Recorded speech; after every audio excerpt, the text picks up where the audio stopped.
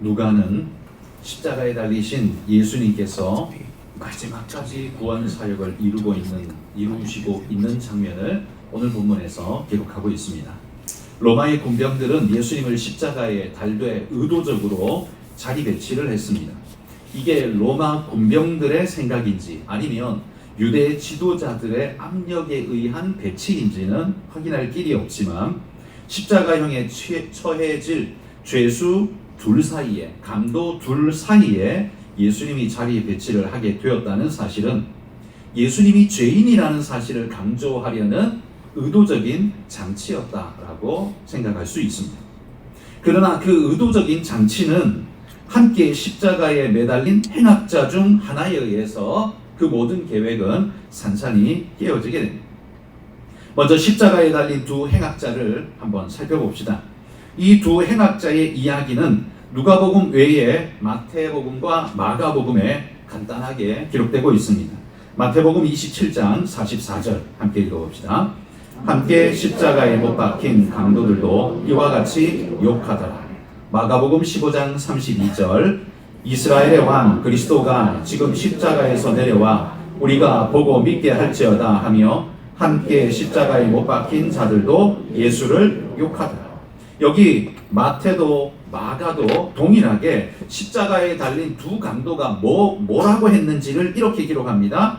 이와 같이 그들도 욕하더라. 그 둘 다 예수님을 욕했다라고 마태복음도 마가복음도 기록합니다. 그러나 누가는 이 누가복음에서 이 두 행악자의 이야기를 자세하게 설명해 줍니다. 마태와 마가에서는 전혀 상상할 수 없었던 이야기를 누가복음은 기록해 주고 있다는 거죠. 누가는 이들을 통해서 예수님의 복음 사역에 대한 무언가를 증거하려 하고 있다는 사실을 우리는 눈치챌 수 있습니다.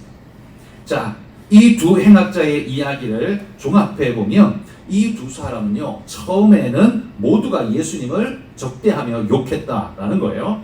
마태와 마가가 기록하고 있는 것처럼 다른 사람들의 비방에 함께 동조하면서 함께 욕하고 있었습니다. 그 둘은 자기들의 죄 때문에 십자가형에 죽게 된 자들이면서 무죄한 분으로서 불법한 재판의 피해자로 죽게 된 예수님을 향해서 이런 모욕적 언사를 그렇게 내뱉었다는 거죠. 이거야말로 우리 옛말에 똥 묻은 개가 겨 묻은 개를 나무란다는 그런 말이 있지 않습니까? 이 말이 딱 생각나게 하는 그런 행위입니다. 비방할 자격이 없는 자가 비방받을 것이 없는 분을 향해서 비방하고 있습니다. 이 장면은요, 예수님이 십자가에 달린 것 자체가 수모인데 거기에 더해서 이러한 가당치도 않는 자들의 비방까지 당해야 하는 수모를 주님이 당하셨다는 사실을 우리에게 보여주는 거죠. 그런데 누가복음은 이 비방에서 끝나지 않고 그 중에 한 강도가 회심하고 있는 이야기를 우리에게 전해준다는 겁니다. 심령의 변화를 일으킵니다. 함께 욕하던 모습에서 오히려 반대로 이제는 그 비방자를 꾸짖고 있는 모습으로 변하게 되었습니다. 여러분 본문 40절 한번 보십시오. 40절 보면 중간쯤 이렇게 말합니다. 네가 동일한 정죄를 받고서도 하나님을 두려워하지 아니하느냐. 41절 우리는 우리가 행한 일에 상당한 보응을 받는 것이니 이에 당연하거니와 이 사람이 행한 것은 옳지 않은 것이 없느니라. 이렇게 말했습니다.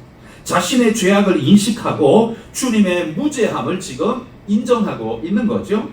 대제사장과 백성들의 지도자들이 인정한 그것을 죄인이라고 못 박아 달아놓은 그것을 그는 비록 죄인이지만 결코 그렇지 아니하다.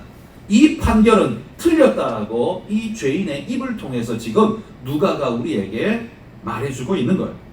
로마의 총독은 군중이 두려워서 진리를 외면하고 굴복했는데 정작 죄인 되어서 힘없고 십자가에 매달린 그 사람은 오히려 진리를 지금 말하고 있다라는 사실 우리에게 토전이 됩니다.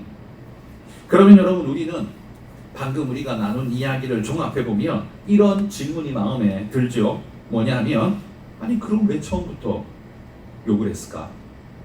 처음에는 그럼 왜 욕을 했을까? 라는 질문이 우리 마음에 듭니다. 왜 그랬을까요? 우리는 정확히 그 뜻을 알 수 없죠. 군중 심리에 휩쓸려서 그냥 남들이 욕하니까 함께 따라서 욕했을까요?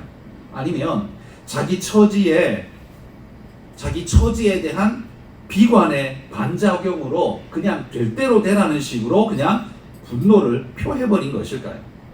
아니면 처음에는 몰라서 욕했는데 십자가에 달려서 그분을 가만히 지켜보니까 이분에게는 진짜 남다른, 이분은 죄 때문에, 자기 죄 때문에 달린 게 전혀 아닌 것 같다라고 확신하게 되어서 그런 걸까요? 무엇 때문인지 우리는 알 수 없습니다만 우리가 여기서 주목해야 하는 건 무엇이 그를 변화되게 했고 늦지 않게 회개한 자에게 주어진 축복이 무엇인가라는 걸 우리는 주목해야 합니다. 이 회개한 강도야말로 여러분 지구상에 존재하는 모든 인생 중에 제가 볼 때는 가장 행운합니다. 그렇잖아요? 100% 지옥 갈 사람인데 그 마지막 순간에 딱 한마디 그거 하나로 천국 가게 되었으니 이 사람보다 더 행운아가 세상에 어디 있겠습니까? 그러면 이 사람은 도대체 어떻게 하다가 변화됐을까요? 무엇이 그를 변화되게 만들었을까요? 저는 그의 변화에는 세 가지 포인트가 있었을 거라고 생각합니다. 물론 이건 저의 추측입니다. 성경이 이렇게 하나하나 이야기하는 게 아니라 그 내용의 흐름과 이야기되어지는 이면을 내다볼 때 이런 세 가지의 포인트가 있는 것 같다라는 거예요. 첫 번째 포인트는 뭐냐면 이 사람이 예수님에 대한 깨달음을 갖게 되었을 때 이 변화가 그에게 일어나게 되었다라는 거죠. 이 행악자의 말에 의하면 예수님에 대한 그의 이해를 이렇게 소개합니다. 이 사람은 행한 것이 옳지 않은 것이 없느니라 이렇게 지금 표현하고 있는 겁니다. 그러니까 이 사람은 예수님을 여기 십자가에 달려서 처음 본 게 아니라는 말이죠.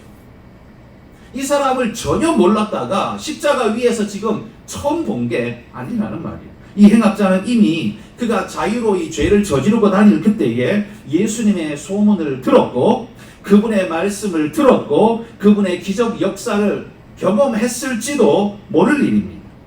아마 이 행악자는 예수님의 가르침을 갈망하면서 따라다니지는 않았겠죠.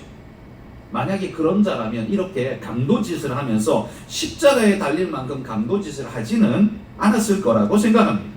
그러니까 그는 예수님을 쫓아다니며 말씀을 사모하여서 갈급히 말씀 들으려고 쫓아다닌 자는 아니었지만 지나다니면서 예수님에게서 혹은 예수님의 말씀을 전해 들은 사람들의 그 입을 통해서 예수님의 말씀을 슬쩍슬쩍 들어서 알고 있었던 사람인 것 같습니다. 그런데 그 말씀이요, 이 강도의 마음에 깊이 박힌 거죠.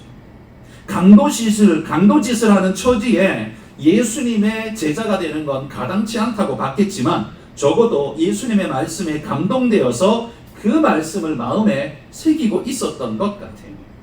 그리고 그분이 병들고 가난하고 힘겨운 자들을 얼마나 지극정성으로 돌봐줬는지를 아마 사람들의 입을 통해서 들어보았을 겁니다.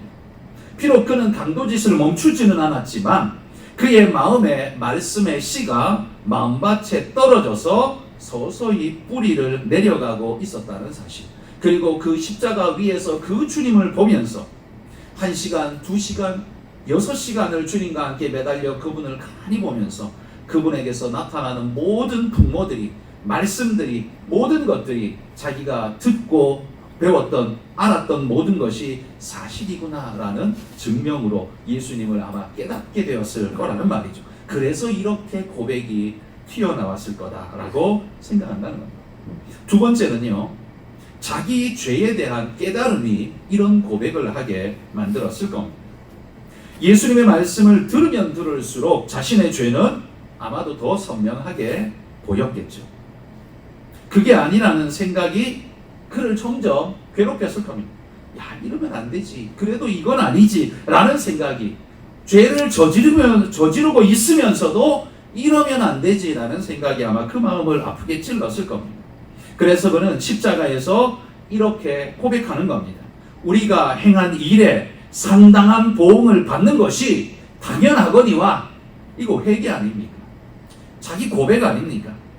자신이 죄인이며 그 죄값을 받아 마땅하다고 스스로가 지금 인정하고 있는 겁니다. 여러분, 이런 인정이, 이런 고백이 그의 도덕적 착함에서부터 비롯된 것일까요? 만약에 그가 그 도덕적 착함에서 이렇게 말하고 있다면 강도짓을 할 때의 그 도덕은 도대체 아무 능력도 발휘하지 못하고 그를 왜 그렇게 내버려 둔 것일까요? 그러니까 진짜 도덕적인 사람이었다면 강도짓까지는 갈 수 없었겠죠. 그러나 그가 이런 짓을 저지르고 있고 그럼에도 이렇게 깨닫게 되었다는 건 그의 도덕성의 작용이라기보다는 죄 가운데 있는 무감각한 자신을 예수님의 말씀의 씨앗이 자기 마음에 떨어지자 그 말씀이 뿌리내리고 양심에 도전을 주고 회개하고 자각하게 만드는 역사가 말씀 때문에 일어났을 거라고 저는 믿습니다. 그러니까 도덕이 그를 바꾼 게 아니라 주님의 말씀이 그 영혼을 십자가 위에서 바꾸어 놓았다라는 말이죠. 자신이 죄인되다는 사실을 절실하게 깨닫게 된 겁니다. 그러자 이 고백이 절로 터져 나오게 되었다는 거죠.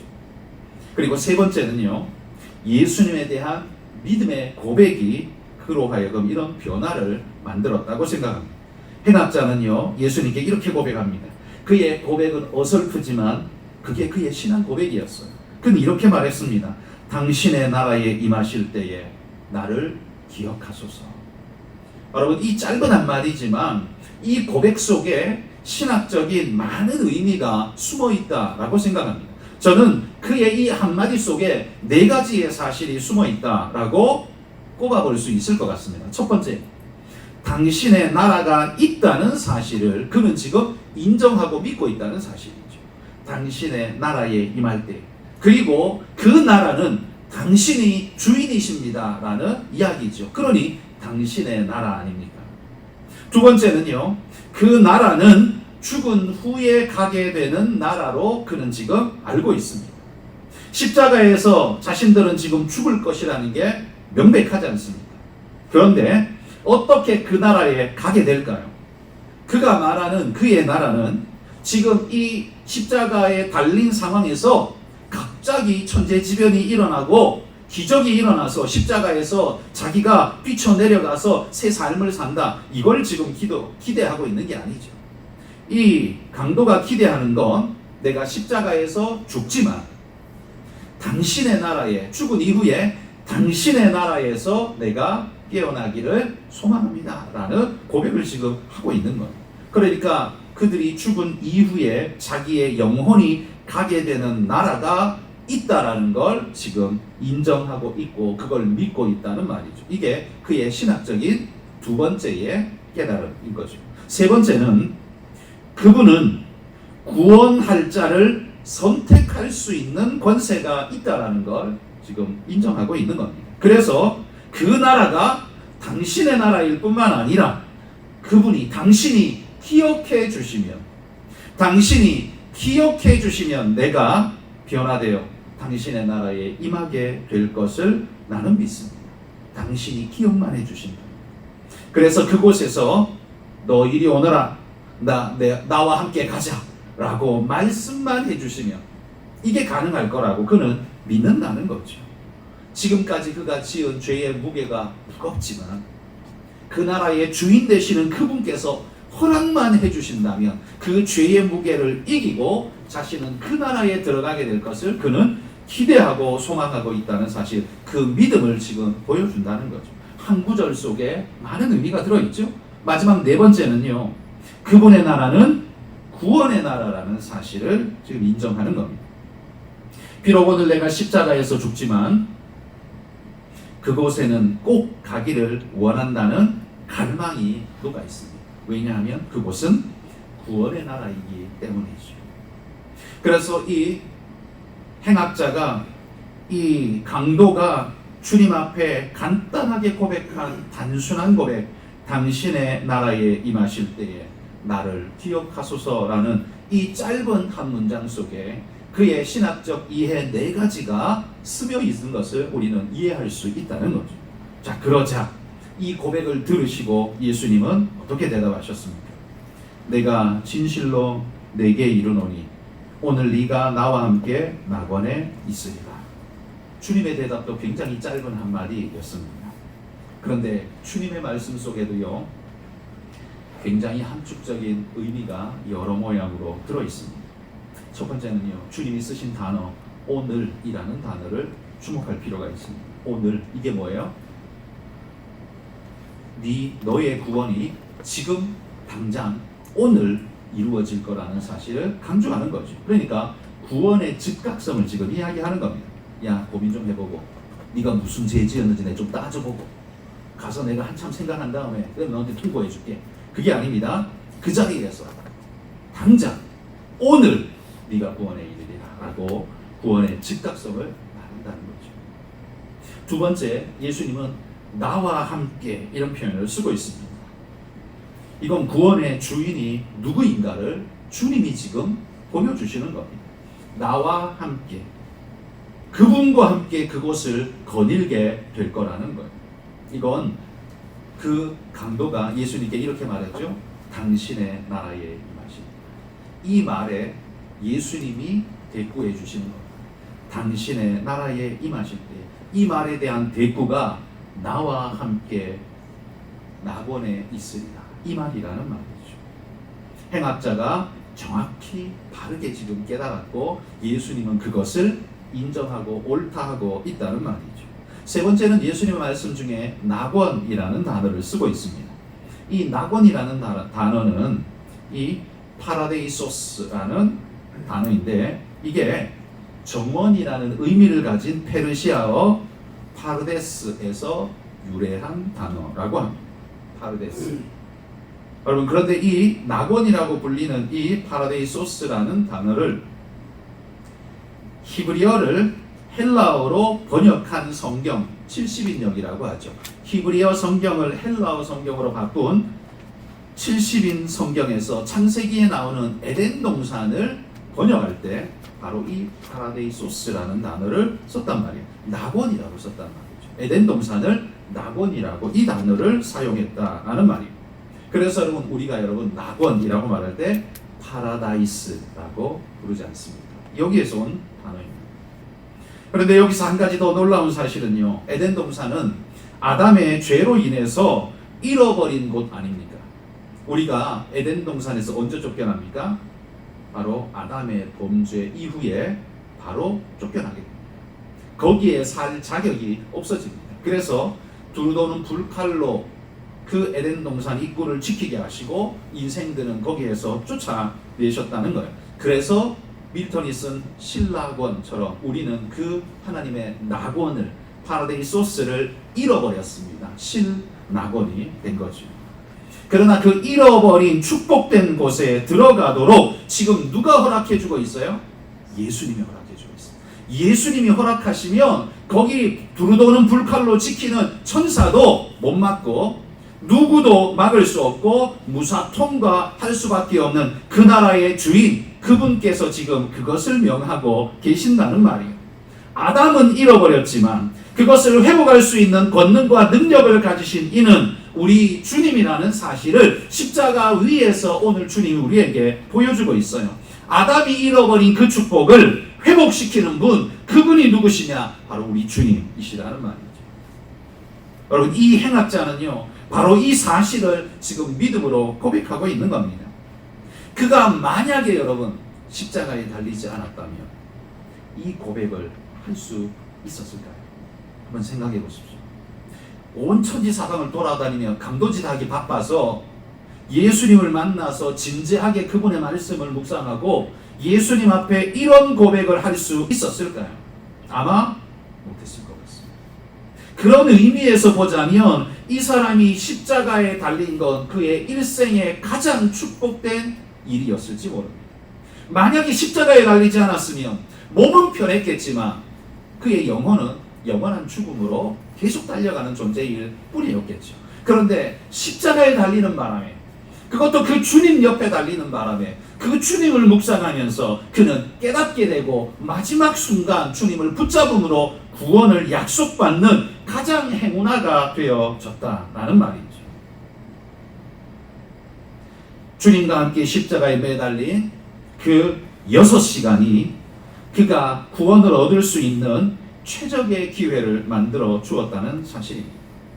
비록 인간이 겪을 수 있는 최고의 고통, 그 십자가의 고통을 겪기는 했습니다만 그 십자가의 6시간은 그의 운명을 바꿔놓는 귀중한 시간이 되었다는 거예요. 그 무엇과도 바꿀 수 없는 가장 소중한 시간이 되었다는 말이에요. 여러분, 바로 이 십자가에는 지금 같은 처지, 같은 입장의 두 행악자가 달려 있습니다. 그런데 이 두 행악자는 같은 시작을 보인 사람이지만 그 결말은 전혀 다른 모습을 보여주고 있다는 거예요. 무엇 때문입니까? 이 갈림길, 무엇이 이 둘을 이렇게 달라지게 만들었나요? 바로 주님이라는 거예요.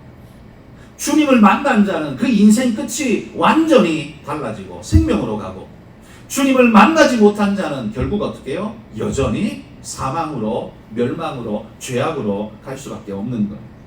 둘 다 주님을 조롱하고 모욕하며 욕했던 죄인이었습니다. 둘 다 강도짓을 하고 로마에 체포되어 십자가에 죽게 된 존재들입니다. 그게 그의 운명입니다. 둘 다 죄인이었고 둘 다 죽을 수밖에 없는 자들입니다. 그런데 그 둘이 십자가 위에서 인생의 행로가 완전히 바뀌어버렸습니다. 하나는 네가 그리스도 아니냐? 너와 우리를 구원하라! 라고 조롱하면서 큰 소리치며 교만하게 외쳤던 자입니다. 구원을 예수님께 명령했던 자죠. 구원하라! 그러나 그는 구원을 얻지 못했습니다. 그러나 다른 죄인, 당신의 나라에 임하실 때에 나를 기억하소서라고 겸손하게 그분을 인정하고 믿음으로 고백한 그는 구원을 얻었다는 사실입니다. 여러분, 이는 우리가 세상을 살 때 어떻게 살았는지는 중요치 않다는 말을 하는 게 절대 아닙니다. 오해하시면 안 됩니다. 단지 이 사실은 뭘 말해주냐면 주어진 구원의 기회를 놓치지 않고 붙잡는 자는 그 많은 죄를 사함받고 구원받는다는 사실을, 그럴 수 있다는 사실을 우리에게 말해주는 겁니다. 나 같은 자가 어떻게, 여러분 그런 사람에게 이 강도의 이야기를 해주십시오. 이 강도도 일생을 강도짓하며 살고 사람을 죽이던 자였지만 그 삶의 마지막 순간에 세상도 포기해서 십자가 위에 매달아 놓은 그였지만 주님이 그를 포기하지 않고 그를 구원하셨다는 사실, 이게 바로 우리의 소망이라는 걸 여러분 우리는 세상 모든 사람들에게 말할 수 있어야 할 겁니다. 여러분, 이 두 사람이 예수님 옆에 십자가에 매달렸습니다. 둘 다 죄인입니다. 둘 다 죽을 운명입니다. 바꿀 수 없는 존재입니다. 그러나 그들의 미래가 완전히 달라졌습니다. 예수님. 여러분, 이 그림이 지구상에 존재하는 모든 인생의 두 부류를 우리에게 보여주지 않습니까? 우리 모든 인생은 다 죽을 인생입니다. 로마서 3장 23절에 말하는 것처럼 모든 사람이 죄를 범하였음에 하나님의 영광에 이르지 못하다. 모든 사람이 죽을 인생이었습니다. 그 후에는 반드시 심판이 있으리. 심판에 떨어져 영원한 사망으로 갈 수밖에 없는 이미 정해진 운명의 존재들입니다. 그런데 그 운명의 행로를 누가 바꾸시는가? 주님이 바꾸십니다. 돈도 못 바꿉니다. 권력도 못 바꿉니다. 우리 주님이 바꾸십니다. 주님 만난 자는 그의 인생의 행로가 바뀌게 된다는 말이에요. 여러분, 우리의 실력과 재력과 무엇이 우리 인생의 운명을 바꿔놓을 수 있습니까? 못 바꿉니다. 십자가 위에서는요, 부자도 죽고 잘생긴 자도 죽고 의사도 죽고 대통령도 죽습니다. 그러나 오직 주님께서 네가 오늘 나와 함께 나거리에 있으리라 약속해 주신 자는 분명히 구원 얻을 줄 믿습니다. 이게 바로 우리 인생의 차이라는 겁니다. 여러분, 둘 다 똑같은 강도예요. 더 나은 게 아니에요. 수준이 똑같습니다. 둘 다 죽을 운명입니다. 똑같습니다. 차이는 오직 그가 겸손하게 자신의 죄인됨을 고백하고 주님께 자신을 내어 맡기고 주님의 의를 덧입을 때에만 그의 인생이 바뀔 수 있다는 사실을 우리에게 그 십자가의 그 세 개의 십자가가 우리에게 보여주고 있다는 말이죠. 이 두 행악자의 차이는 뭡니까? 딱 하나밖에 없습니다. 믿음입니다. 다른 것 둘 다 똑같습니다. 단 하나, 믿음의 차이. 내 옆에 달리신 이분이 나를 구원하실 주님이라는 사실을 인정하고 믿고 받아들이면 되는 겁니다. 계시록 3장 20절 말씀 같이 한번 읽어봅시다. 볼지어다 내가 문 밖에 서서 두드리노니 누구든지 내 음성을 듣고 문을 열면 내가 그에게로 들어가 그와 더불어 먹고 그는 나와 더불어 먹으리라. 주님이 문 밖에 서서 두드리신다고 합니다. 그 주님이 두드리시는 노크의 기회를 잃지 않고 마음 문을 열면 주님이 우리 안에 들어오셔서 영원히 함께 거하시겠다라고 약속하고 있습니다. 여러분, 주님은 십자가에 달리셔서 한 행악자의 그 마음을 두드리셨습니다. 처음에는 저주하며 모욕했던 자였지만 주님의 그 문 두드리는 소리에 반응하면서 그 영혼은 주님을 향해 문을 열었습니다. 그러자 그는 주님이 그에게 들어와 주님과 더불어 먹고 마시며 영원한 복락을 약속받는 구원 얻는 자가 되었습니다. 그러므로 내가 그에게로 들어가 그와 더불어 먹고 그는 나와 더불어 먹으리라는 이 말씀과 오늘 주님이 십자가에서 하신 말씀, 네가 오늘 나와 함께 낙원에 있으리라, 이 두 말씀은 결국 같은 이야기 아니겠습니까? 믿음으로 주님을 고백하고 모셔드린 자는 어디에 있든, 십자가에 달려있든, 안방에서 자고 있든, 어디에서 뭘 하든 주님이 그를 구원하실 거라고 약속해주고 있는 것 아닙니까? 여러분, 이 행악자가 구원 얻은 것 무엇 때문입니까? 주님이 주신 은혜 때문입니다. 그 은혜는 어떻게 받습니까? 그건 바로 믿음으로 받습니다. 여러분, 어찌 보면 이 행악자는 십자가에 달렸기 때문에 가장 귀한, 그의 인생에서 가장 귀한 것을 얻을 수 있었습니다. 십자가 밑에서 저주하며 조롱하는 자들은 얻을 수 없었던 그 놀라운 은혜의 축복을 이 행악자는 십자가 위에서 얻었다는 말이죠.